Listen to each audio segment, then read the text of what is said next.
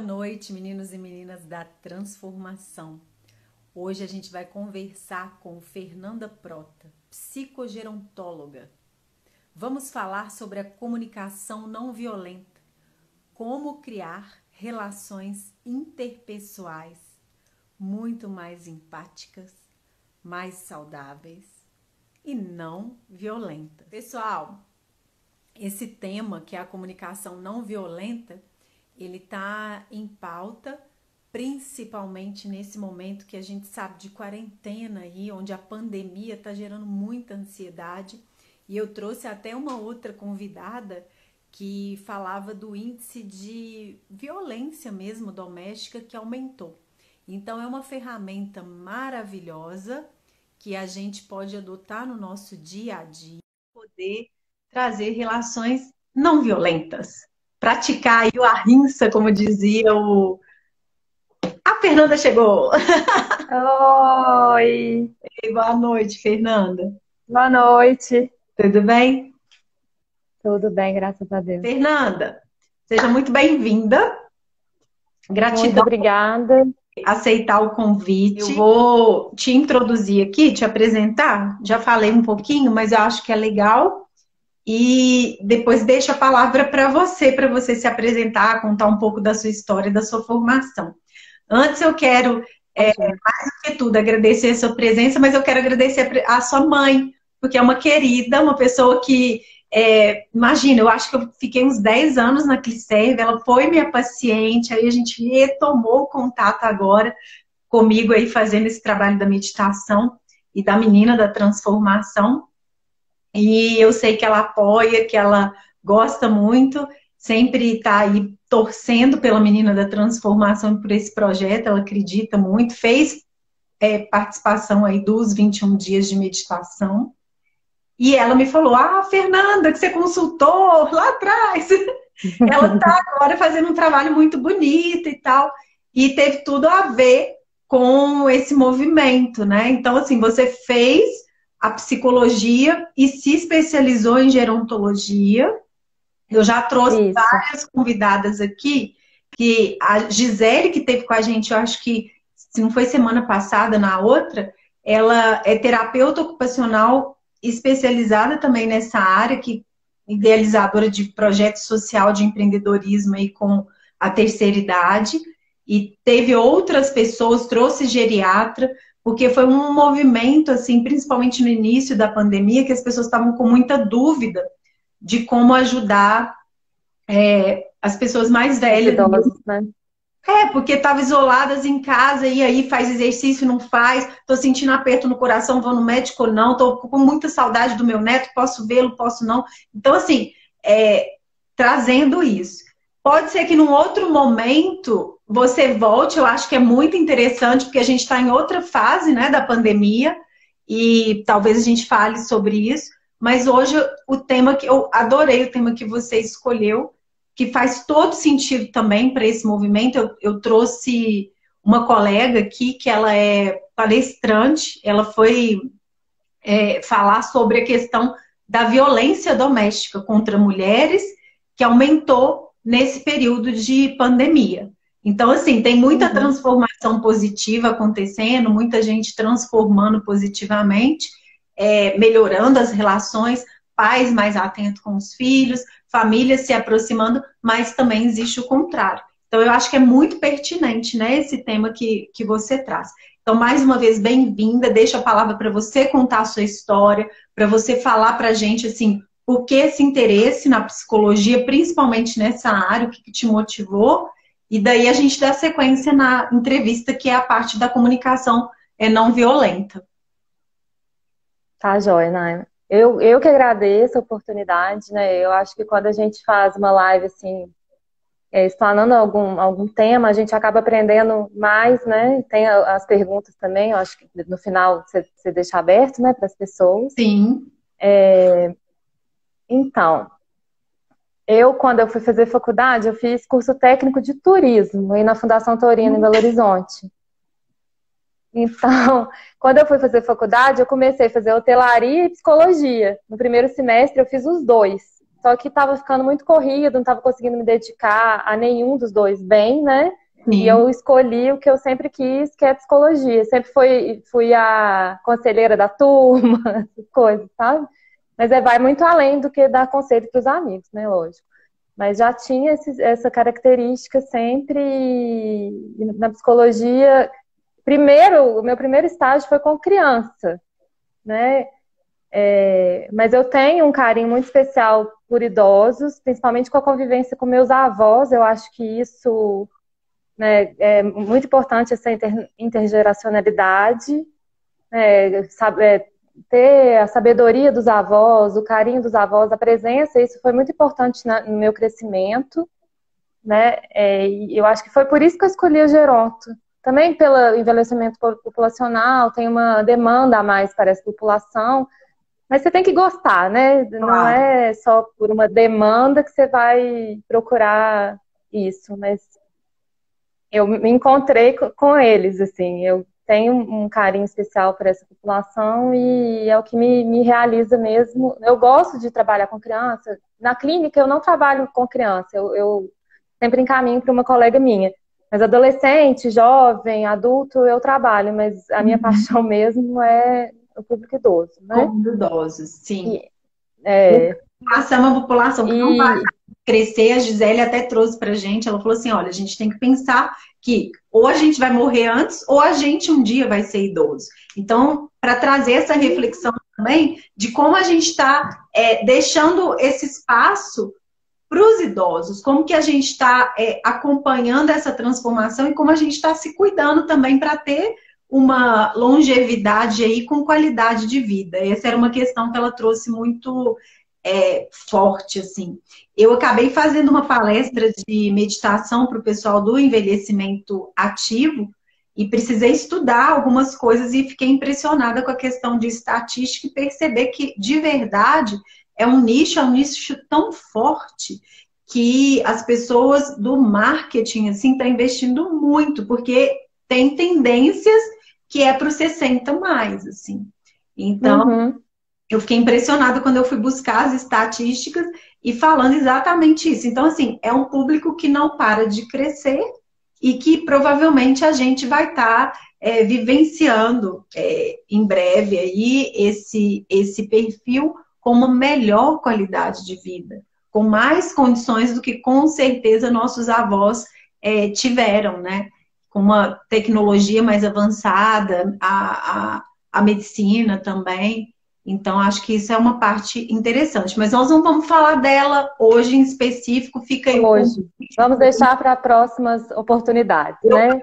Mas não tem jeito de puxar um pouquinho a sardinha para esse lado, né? Porque é a minha especialização. Tá. Mas tudo bem. Olha, e aí, eu queria te perguntar, assim, porque o tema que você deixou bem claro é a comunicação não violenta, trazendo essa empatia para as relações interpessoais. E como essa questão, muita gente não conhece sequer o conceito de comunicação não violenta. Então, eu acho que minha mãe acabou de chegar. Ei, mãe, Soraya também, boa noite. Traz para a gente, assim, o conceito mesmo, o que vem a ser a comunicação não violenta, quando ela surgiu, quando que veio esse termo, e assim, a comunicação não violenta é uma especialidade que cabe ao psicólogo, ou ela é aberta a outros profissionais, ou cabe, sei lá, na área da educação? Como que é isso? Como que funciona isso no dia a dia? Então, a comunicação não violenta é uma comunicação empática, né? Ela busca a empatia. O conceito que eu achei mais bonito, assim, é comunicação entre almas. Opa. Que bonito. Quando a gente... É bonito. Quando a gente consegue comunicar através do que tem no coração mesmo. Quando a gente consegue que o positivo que tem dentro da gente vem à tona, né? A comunicação não violenta foi sistematizada pelo psicólogo americano Marshall Rosenberg, né? Que ele morreu agora em 2015. Mas Jesus, Buda, né, o Martin Luther King, o Gandhi, o Dalai Lama, eles utilizavam essa técnica sem ter esse nome de comunicação não violenta, né? O que o Marshall fez foi a sistematização, né, e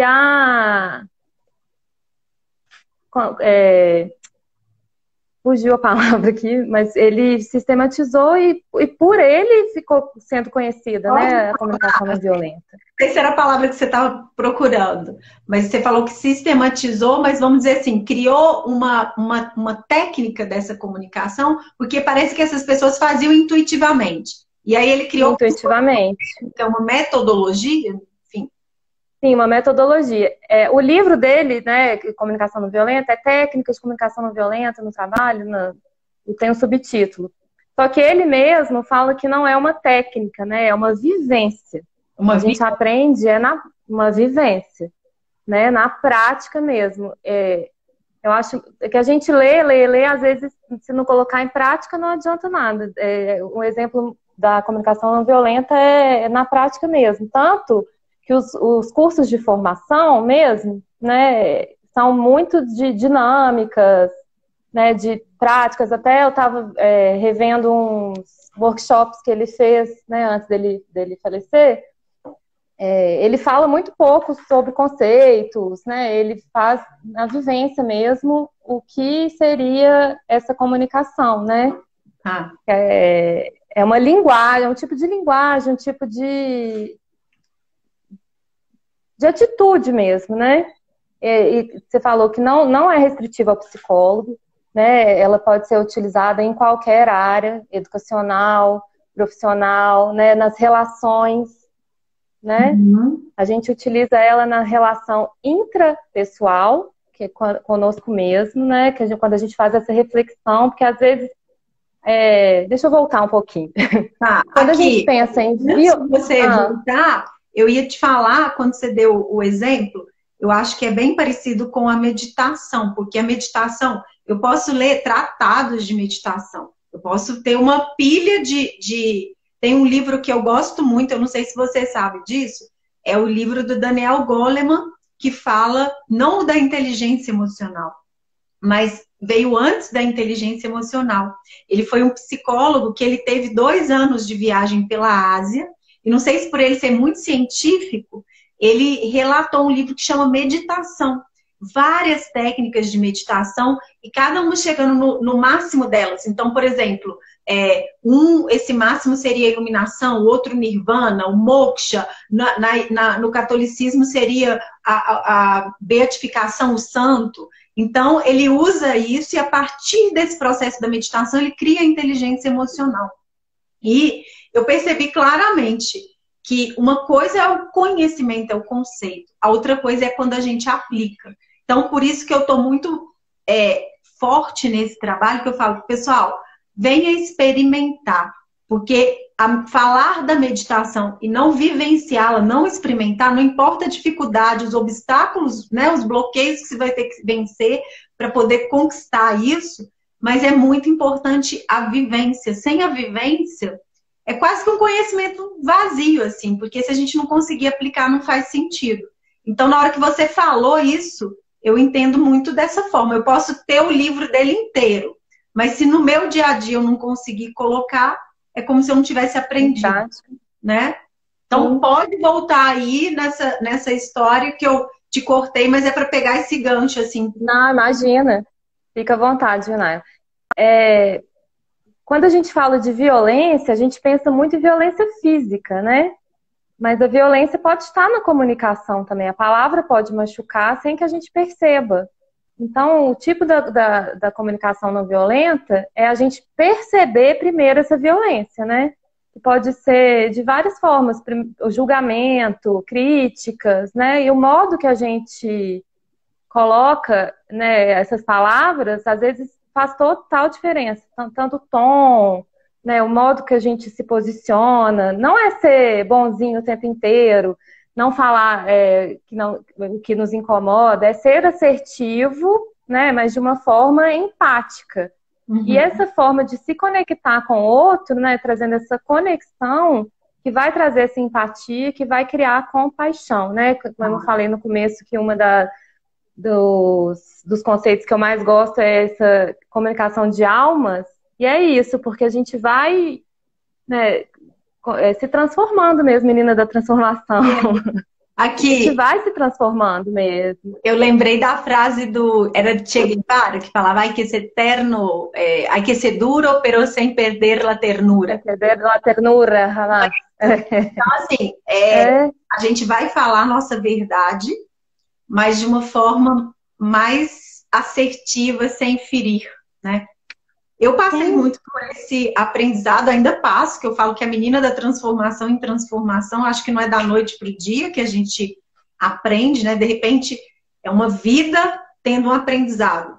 Eu fiz uma live com uma colega que ela ensina essa comunicação entre pais e filhos. E ela falava justamente dessa experiência de quem tem pais agressivos em casa.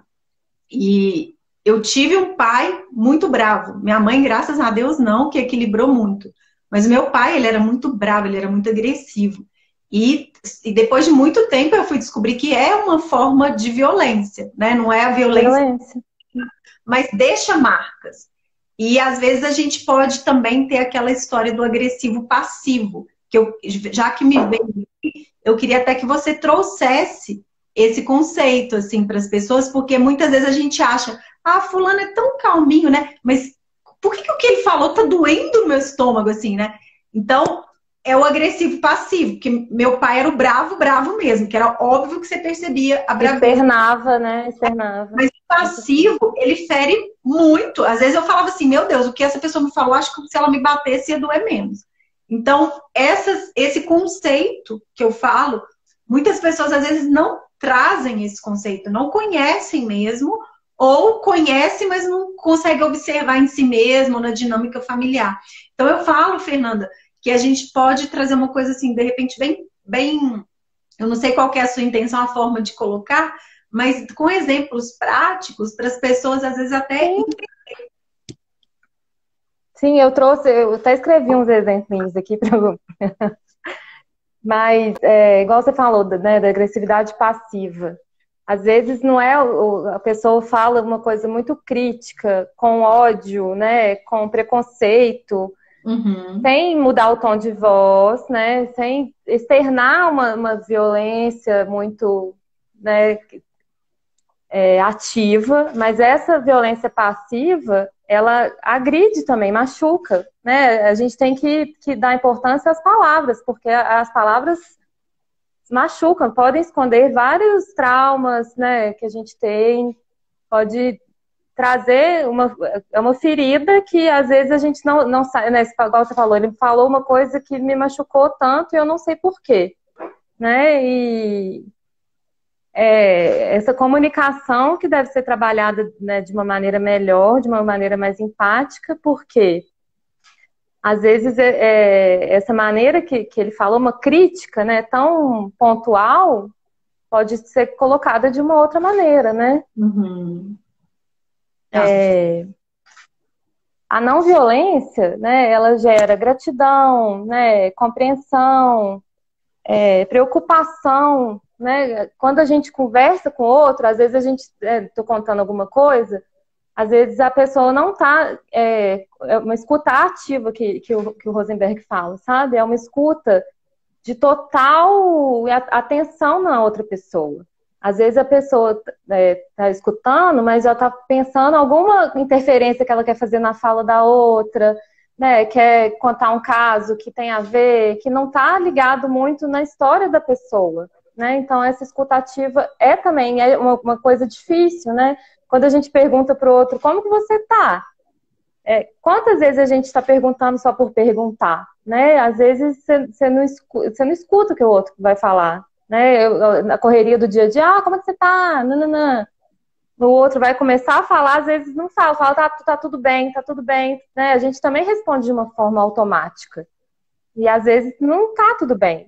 Quem tá tudo bem, né, no meio dessa pandemia, não tá tudo bem com todo mundo. Nossa, sabe uma coisa que eu percebi assim, muito no consultório, né? Por exemplo, na área de reumatologia, até vi um colega meu aqui, que foi meu aluno, o Dr. Caio Rondon, Tem os pacientes com fibromialgia que traz, às vezes, muita queixa. São pacientes poliqueixosos. E, às vezes, tem algum, sei lá, algum profissional que é mais objetivo, né? E não tem paciência para escutar. E aí, às vezes, nem pergunta, porque se perguntar já vai saber que vai vir aquela poliqueixa. E, às vezes, essa técnica da comunicação não violenta, ela pode ser ensinada mesmo, né? Até na faculdade, por exemplo, na medicina, é interessante, porque deve ser uma comunicação, imagino, muito mais assertiva, com um espaço para escutar o outro, sem que ocupe o tempo prático da consulta. Porque, né, uma pessoa que foi consultar, de repente ela quer ela foi para uma coisa muito objetiva ali, e dependendo da pergunta, vai desviar o assunto nesse sentido. E a outra coisa que eu vejo muito que você falou, que me chamou muita atenção, até peguei aqui, ó, é a capinha do celular, né? Porque seu celular tá aí dentro, tá aí, ó, sendo usado. Mas como a gente pode, às vezes nas situações assim, de estar sentado em família, às vezes naquele domingo na casa do avô, da avó, e senta as pessoas para olhar o celular. Eu não entendo. Eu falo assim, meu Deus, o que que acontece? Que é o único momento, às vezes, sagrado de uma conversa, de escutar o outro, e a gente está ali perdido nas redes sociais, né?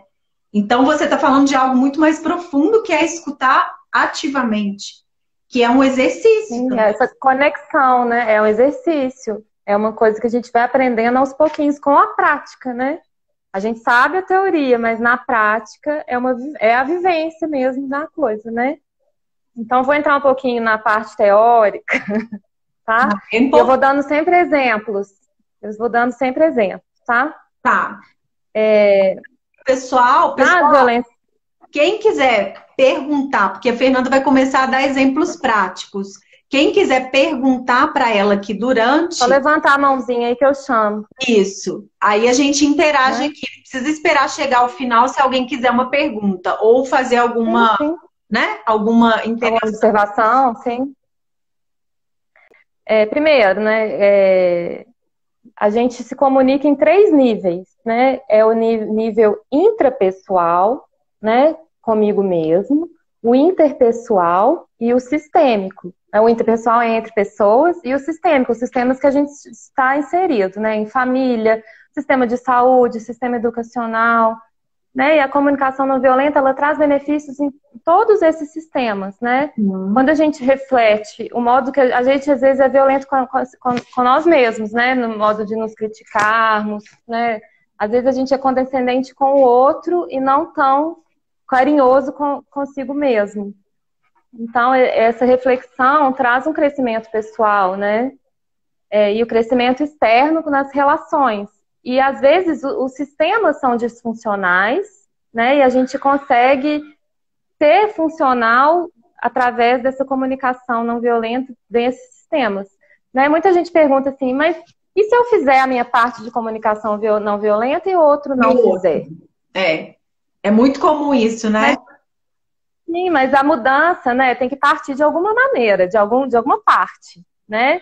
Se a gente começar a introduzir isso, o outro vai acompanhar de alguma forma, né? Com certeza. E, como diz o Gandhi, a gente tem que ser a mudança que a gente quer ver no mundo, né? Então, não adianta a gente colocar responsabilidade no outro, né? Tem que partir da gente. E uma das coisas, né, que a comunicação não violenta prega muito essa responsabilidade das nossas escolhas, né? Esse eu tenho que fazer não existe na comunicação não violenta. Eu fiz porque eu tive algum motivo, né? Então, a gente tem que ser responsabilizado por essas ações, né? E não colocar a culpa no outro, porque, ou até no trabalho, assim, algum superior me mandou fazer isso, eu não concordo, mas eu fiz porque eu tenho medo de ser demitido, eu tenho medo de perder meu emprego. Tem algum motivo por trás disso. A gente sempre tem a escolha, né? Pessoal que chegou, tem o Fernando, que ele acabou de chegar, eu vi aqui. O Fernando esteve com a gente numa live também, falando muito que um dos diferenciais dele foi sempre ser muito amigo. E por que ele teve muito amigo? Justamente porque ele entendia, escutava o ser humano. Aí eu percebo muito isso, assim. Às vezes uma pessoa nem cresceu numa família tão funcional, mas já traz esse dom, né? Esse dom da escuta, essa empatia, esse cuidado com o outro. E às vezes tem gente que já tem todo o conhecimento e, e não tem isso no dia a dia, não consegue fazer isso no dia a dia. Então, mais uma vez, eu acho que é a importância de trazer aí a questão da vivência. Então, eu sei que você vai continuar falando, contando, quando chegar nesses exemplos práticos, se você puder dar dicas mesmo. Dicas, eu percebo, vou te contar assim, no processo, por exemplo, lá da meditação, porque a gente aprende a olhar para a gente, melhorar essa relação intrapessoal. Então, se a gente é extremamente autoexigente, masoquista, o que for com a gente melhora interno para melhorar com o outro. E muitas vezes eu percebi assim, numa relação, tinha senhoras lá com 30 anos de casamento. E ela muda e o marido continua igual, né? Mas como é uma relação que tem muito amor, já tem muita sabedoria e empatia, eu acho, acaba usando isso para o seu próprio crescimento pessoal, sabe? Então imagina, uma relação onde, sei lá, o marido é muito mais bravo e a mulher é mais passiva ou pacífica.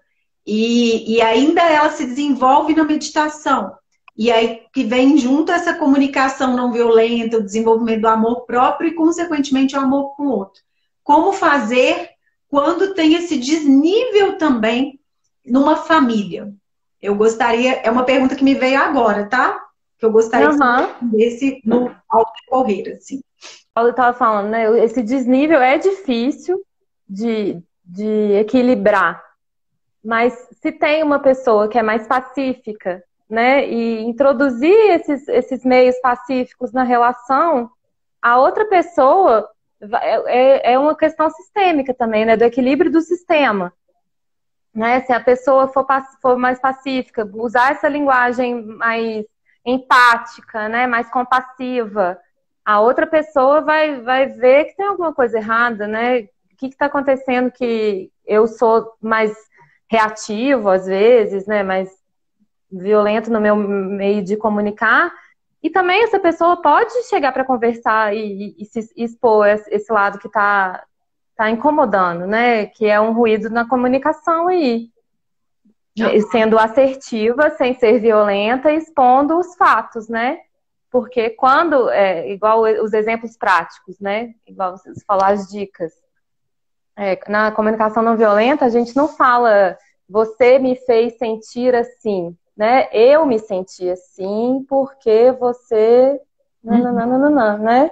Quer ver? Vou até dar um exemplo aqui agora, depois eu volto na teoria, que a teoria também é pouquinha, né? Assim, não quis me abranger tanto, porque a gente não vai esgotar o assunto, né? Claro. É só para acender uma luzinha aí para o pessoal também procurar, né? Eu falo que isso, na minha faculdade de psicologia, nunca tinha ouvido falar, né? A gente, é na prática mesmo, profissional, que a gente encontra essas outras teorias mais, assim, alternativas. Né? Porque é para todo mundo, porque todo profissional. Lógico, eu também acho. Da relação. Então eu vejo assim, não só na área da saúde ou da humanas, mas assim, todo mundo precisa da comunicação. Então deveria ser um curso acessível, né? Uma parte acessível aí nas universidades, nas formações mesmo. Eu também acho. Olha lá, a Soraya Beijo falou assertivo sem ser violento, na prática e na vivência. É isso mesmo, Soraya. Né, que a gente está tentando trazer aqui. Soraya. Um exemplo. Diga. Eu trouxe um exemplo em um meio corporativo, né? Aí a pessoa está atrasada, a outra chega e falou assim: você chegou atrasado, isso é muito desrespeitoso, né? Um modo, né, mais assertivo, menos violento de falar isso é: quando você chega 10 minutos atrasado a uma reunião que marcamos juntos, né? Eu me sinto desrespeitado, pois a pontualidade é importante para me mostrar que você está comprometido com as nossas reuniões e no futuro você poderia chegar na hora? né? A gente está externando uma necessidade que a gente tem, fazendo um pedido para uma pessoa mudar um comportamento, sem ser violento, né? Sendo muito assertivo. Então Né? tá, E então no lugar na de educação. assim, eu tô puto com você, porque você chegou atrasado e eu vou, né? Ou seja, não tem isso. Eu vou falar, eu me senti desrespeitada porque a pontualidade é algo importante para mim. E eu gostaria que você fosse meu parceiro ou me colaborasse com isso de tal forma que a próxima vez vamos ser pontuais? Você poderia chegar no horário? Isso. Algo assim. Tá. Isso é muito comprido, fica muito, né, formal, mas eu acho que na prática vai ficando mais natural, né? É uma questão que você vai colocando naturalmente nas suas relações, né? Ó, a gente nunca deve colocar... Ela colocou aqui sentimentos, necessidades Sim. e, às vezes, pedido. Isso, são os 4 fundamentos, que é a observação, o que está acontecendo, né?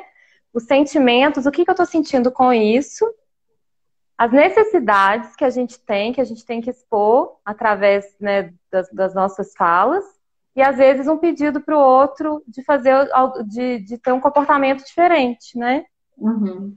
E isso nesse diferente, né? Por exemplo, falhou um pouquinho. Às vezes o outro não vai dar conta de se comportar diferente. Por exemplo, às vezes a pontualidade é muito importante para uma pessoa, só que a outra passou a vida inteira chegando atrasado. Ela já levou o assunto para terapia, ela não sabe por que inconscientemente ela se boicota chegando atrasada em tudo. E aí, às vezes, o que o outro tá propondo, também para não levar para um nível pessoal, tipo assim, esse cara tá de sacanagem comigo, atrasou de novo.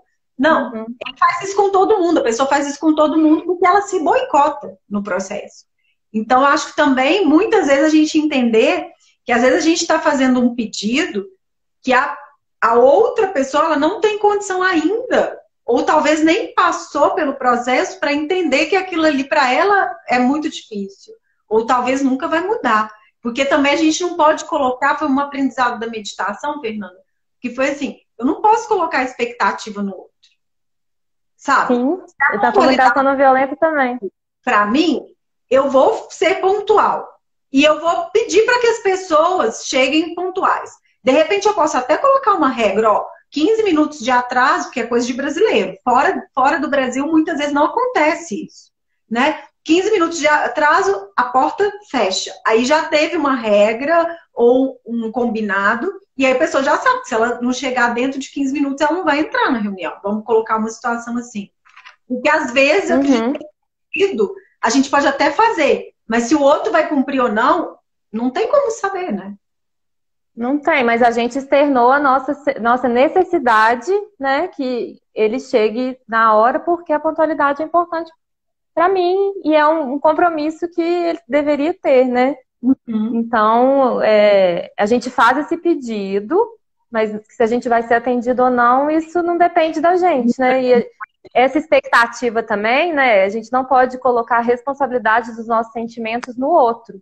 Então, por isso que a gente não fala na comunicação não violenta, a gente não fala você me deixou triste, você me deixou preocupado, né? Eu fiquei preocupado porque eu fiquei triste porque, né?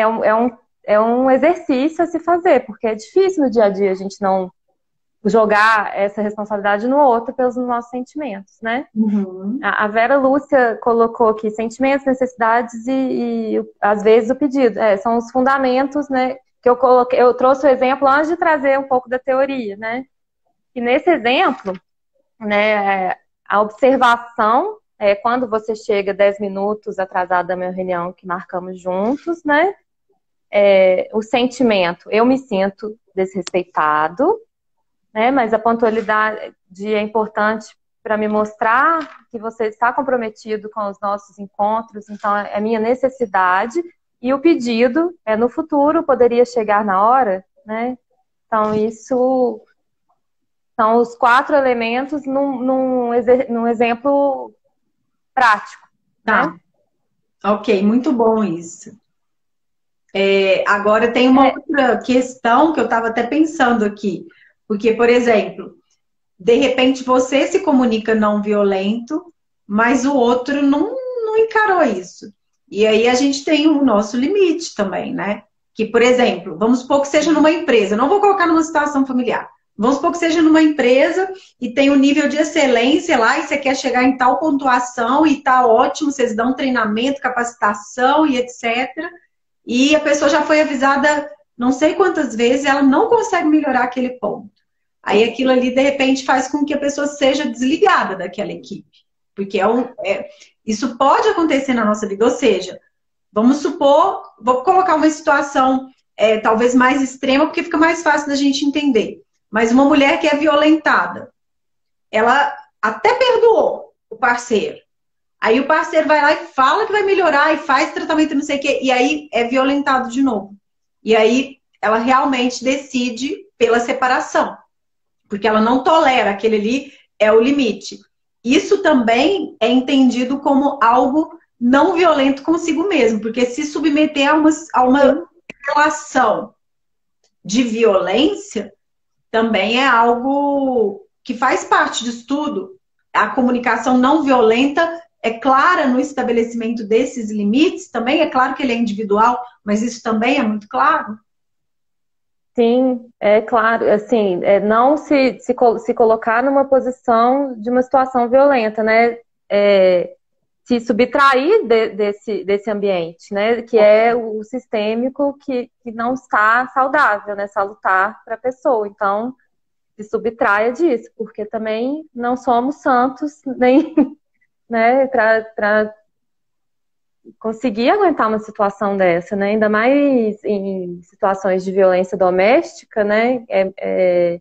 A mulher repetidamente está nessa situação ou então de alcoolismo mesmo, né? Quando a pessoa alcoólatra fala que vai mudar, que não vai beber mais e sempre cai no mesmo ciclo, né? É difícil a gente ajudar uma pessoa assim, é difícil a gente estar inserida no contexto assim. Então, se subtrai desse ambiente que é adoecedor também, né? Uhum. Tá. Tem essa... Tá. Então, né? A Joana Pai. Mais exemplo. É minha prima, filha da minha tia Yara. A minha tia Yara tá na reunião, por isso que ela não pôde entrar. Tá. Jojozinha!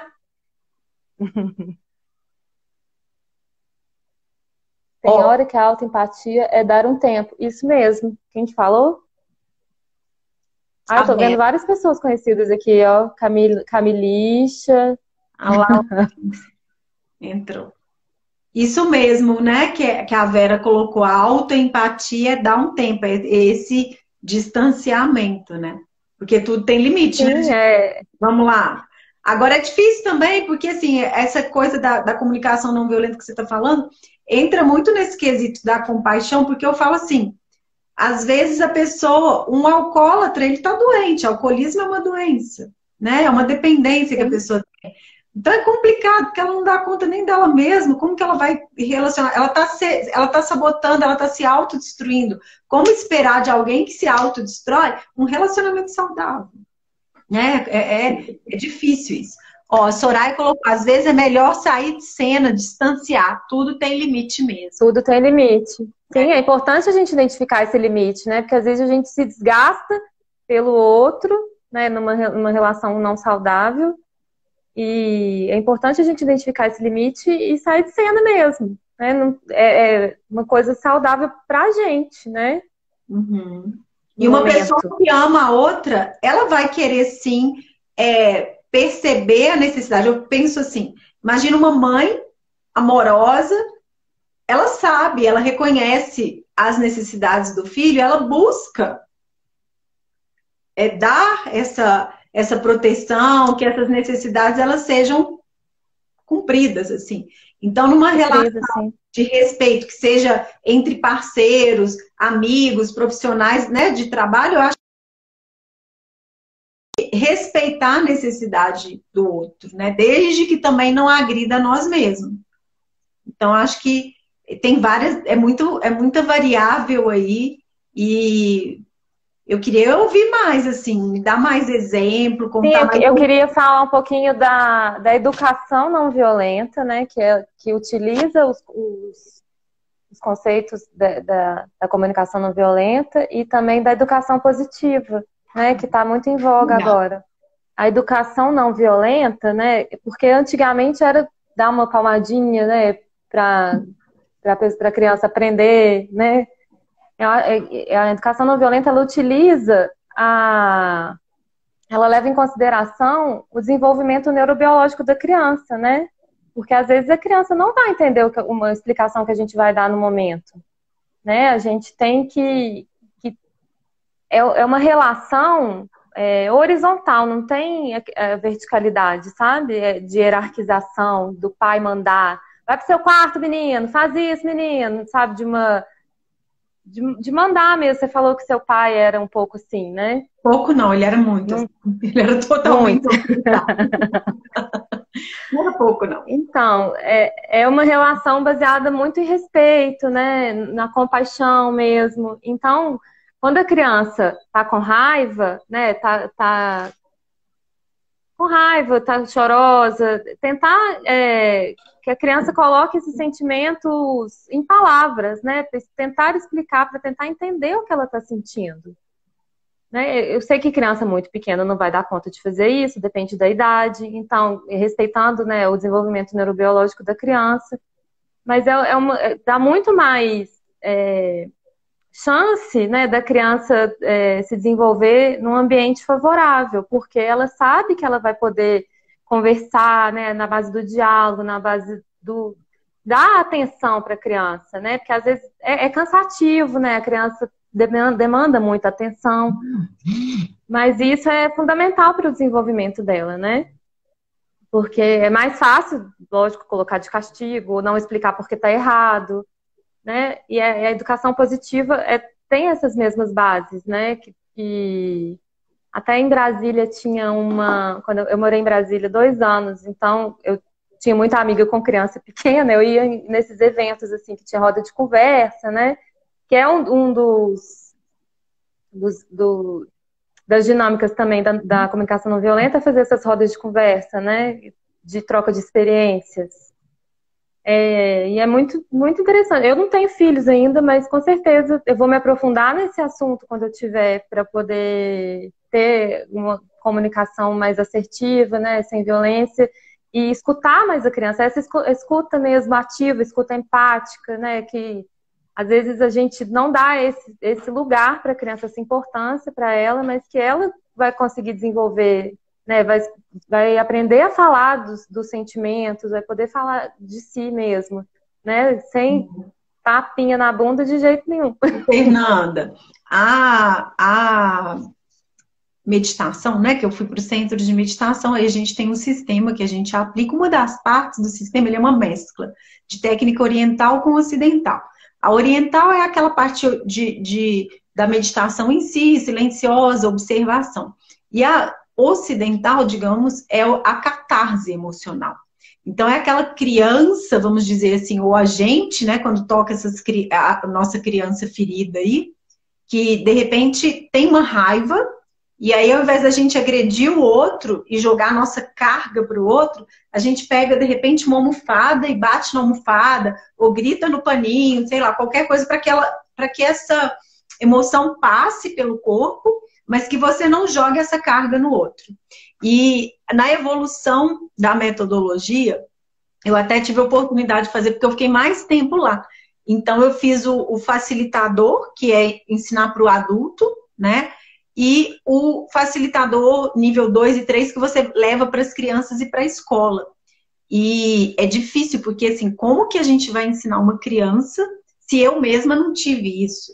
Se eu, quando tô brava, eu xingo o outro, né? Às vezes eu falo muito isso, que às vezes aconteceu alguma coisa no trabalho, aí o marido chega em casa bravo com a esposa, xinga a esposa, mas não tem nada a ver com a esposa. Era no negócio do trabalho. Aí a esposa fica brava porque foi xingada pelo marido e joga a carga no filho. Aí o filho não tem para onde jogar, joga no gato, né? Então fica aquela corrente de briga que é o oposto da corrente de comunicação não violenta, da gentileza e tal. E aí, olha o termo que eles usam, que eu achei muito interessante. Quando a gente vai fazer nossas necessidades, a gente pede licença e vai ao banheiro. Ninguém faz necessidade em público, aliás. No nosso mundo aí diz que 1 bilhão de pessoas defecam em público por conta das situações sanitárias. Mas esquece a política à parte. O que é que acontece quando a gente tem essa necessidade de, às vezes, chorar, e muitas vezes o pai fala, menino, não chora, engole o choro, né? Engole o choro. Ou eu, porque se eu chorasse, minha filha, meu pai ficava mais bravo comigo. Acho que ele tinha raiva que me via chorando. Aí eu aprendi a ficar brava, porque bravo com bravo combinava, e bravo com choro não combinava. Então, como que ele usa esse termo mesmo, que é como se fosse um banheiro emocional. Olha aqui, vai ali, sente, você tem direito de sentir, está triste, chora. E é impressionante, porque quando dá esse tempo, esse espaço para o sentimento acontecer, parece que vem uma catarse ali, é tipo chuva de verão, choveu e passou. Aí, de repente, a pessoa está rindo de novo, está feliz e tal. E é tão interessante, né? É algo tão simples, transformador. E por que tem tanta dificuldade que a gente coloque na nossa sociedade, assim, né? Eu não sei na sua prática como que você vê, mas eu vejo ainda com muita resistência, com muita dificuldade de ser colocado, sabe, no dia a dia, eu abrir meu coração e falar assim, nossa, isso que você me falou me deu tristeza, e chorar, simplesmente. Eu acho que é difícil a gente se conectar com os nossos sentimentos, né? Como é que a gente vai falar se a gente nem sabe o que está sentindo? Por isso que nos fundamentos aqui da comunicação não violenta tem, né, o sentimento, a necessidade, e aprender também a nomear o que a gente está sentindo, para a gente poder falar, né? Aquele filminho Divertidamente, sabe, das emoções. Sim. Eu acho muito interessante para as crianças aprenderem sobre os sentimentos mesmo, sobre as emoções e falar sobre isso, né? É um filme que ajuda muito, né, nesse quesito. Então, os pais têm que aprender primeiro, né, para poder ensinar. Porque como é que a gente vai, né, deixar que a criança flua as emoções, saiba falar sobre as emoções, sobre os sentimentos, se a gente não sabe também, se a gente não sabe escutar, né? Então, praticar essa escuta ativa e tentar entrar em contato com as emoções, que às vezes é difícil, né? Às vezes a gente está sentindo uma angústia e não sabe de onde que vem. Uma tristeza é autorreflexão mesmo. Eu acho que a meditação ajuda muito nisso também, né? Eu estou atendendo uma pessoa na monitoria individual e é uma menina super doce e ela fala exatamente disso. A minha emoção vem, ela flui. Daí chega meu pai, tipo assim, e aí tem que engolir o choro. E às vezes, com uma pessoa da idade, que é um amigo, ela consegue se expressar mais facilmente. Então, ela estava trabalhando exatamente isso, de como ela já se permite, mas como deixar que isso aconteça de forma natural diante do pai, porque às vezes eu acho que o pai não sabe nem o que fazer, né? Quando a filha chora, entende? Então ainda eu vejo que é uma coisa de gerações mesmo para trás, a gente ser compassivo, talvez com os nossos pais, com os nossos avós e com a gente mesmo, quando a gente não consegue ainda se conectar e se permitir cada momento que isso aconteça, né? Eu vejo muito isso, eu falo no meu processo e nas pessoas que eu venho, que eu tô mais próxima, assim, sabe? Atendendo e tal. Vejo que é uma tendência mesmo da gente estar, como humanidade, se tornando menos violento, assim. Existe esse caminho, né? Ai, tomara, viu, Naila? Porque eu fui no PubMed como curiosidade para ver quantos trabalhos tinham sobre comunicação não violenta, porque é um tema que o Marshall está tratando desde os anos 60 e 70, né? Então já tem bastante tempo. E quer ver? Eu anotei aqui. São só 125 artigos, de 74 a 2020. Mentira! No PubMed, né? Nas outras eu não vi. Então é um conhecimento que está muito cru, muito novo, né? Que tem que ser disseminado. Bora criar uma forma de terminar isso aí, do Covid-19 já tem muito mais trabalhos que começou esse ano, entendeu? Então, vamos disseminar a comunicação não violenta, que eu acho que é super importante. Sim, né? Sim, com certeza, porque ele fez uma missão muito bonita, né?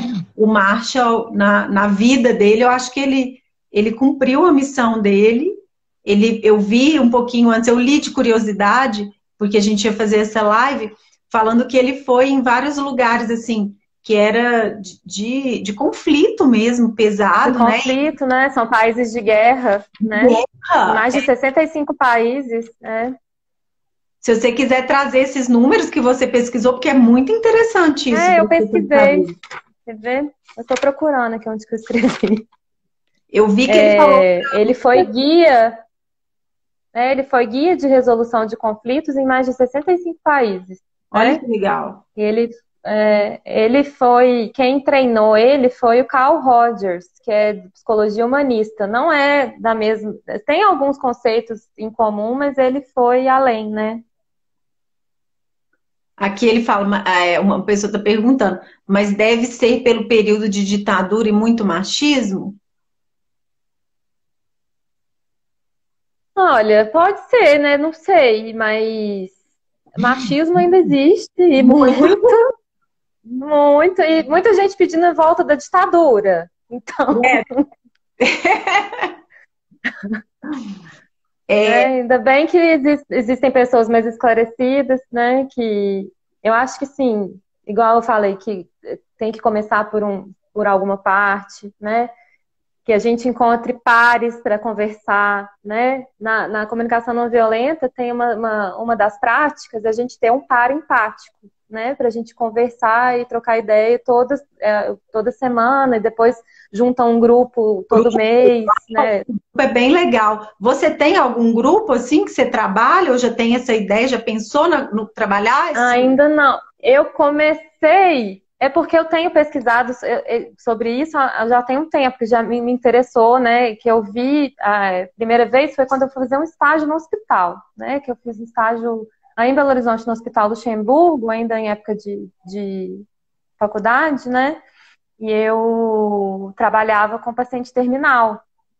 Então, foi uma coisa que me abriu muito os horizontes assim, para cuidados paliativos, né? Essa comunicação não violenta, a comunicação de más notícias. E são coisas que a gente não tem acesso na faculdade. É só na prática mesmo, e indo atrás, né? E eu tenho uma amiga psiquiatra, né? Que ela totalmente faz mindfulness também. Então, ela falou que no mindfulness também tem muita não violência. Faço sim.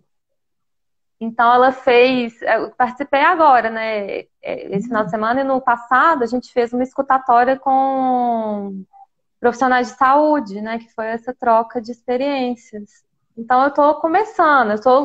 Eu sei um pouco da teoria, né? Estou tentando colocar isso em prática. Então, eu falei para você para eu fazer, que como é uma certa forma de eu também, né, quando a gente tenta falar sobre o assunto, a gente aprende muito. A gente melhor ensina o que a gente precisa aprender, é verdade. Olha só, eu estou com um projeto que acredito que vou conseguir realizar, que é trazer essa metodologia mesmo da menina da transformação para a vivência mesmo, com os profissionais e com os pacientes. Né? Muitos de nós que somos profissionais, a gente acaba se tornando paciente justamente pelo estresse, por N questões, quantidade de médico com ansiedade, com depressão, enfim.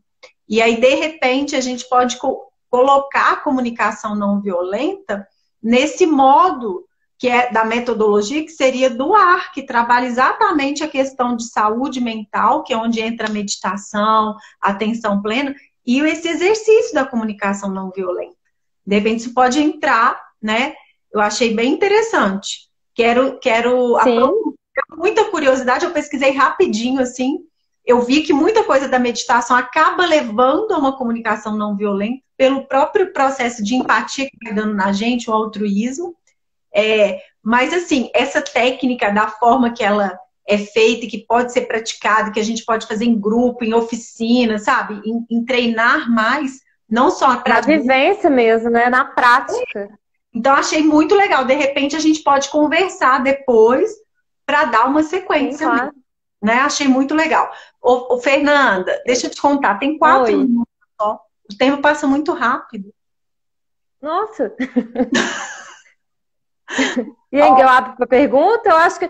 é uma coisa que eu queria frisar também, que é muito importante, né, na fundamentação da comunicação não violenta, é o não julgamento, né? Que a gente pode ter nossos juízos morais, né? Mas que não podem ser esses juízos moralizadores de julgar o outro, do certo e errado. Então, quando a gente faz isso, a gente afasta o outro, né? Porque ele vai utilizar de mecanismos de defesa e até atitudes agressivas para lidar com essas críticas que a gente faz, né? É só uma pontuaçãozinha que eu acho que eu esqueci de falar. Porque é muita coisa, né, Naila? A gente vai emendando um assunto no outro, acaba passando tempo muito rápido. Fica aí, então, o meu agradecimento, agradecendo mais uma vez a todo mundo que está aqui presente com a gente. Se vocês puderem divulgar essa live, eu não sabia desse dado que a Fernanda trouxe, assim, é um assunto que precisa ser muito mais falado, difundido. Então, vamos difundi-lo, que eu acho importante. E aí, os minutos finais para você dar o seu recado, se quiser recordar alguma coisa, já fica o convite para você voltar, tá? Tá, Joia. Muito obrigada, Naila. Agradecer mais uma vez o convite, né? Eu acho que a gente aprende muito mais trazendo alguma coisa, né? Quando a gente tenta ensinar, né? E ele fala que a gente não ensina nada, não. A gente aprende na prática e na vivência. A gente tenta trazer um pouco essa conceitualização, né? É isso. Agradecer e estou aberta para projetos futuros, sim, né? Bora lá! É difícil a gente encontrar alguém que comunga das mesmas ideias, né, dos mesmos ideais. Então, quando a gente encontra, é muito bom, né? Faz eco a nossa voz.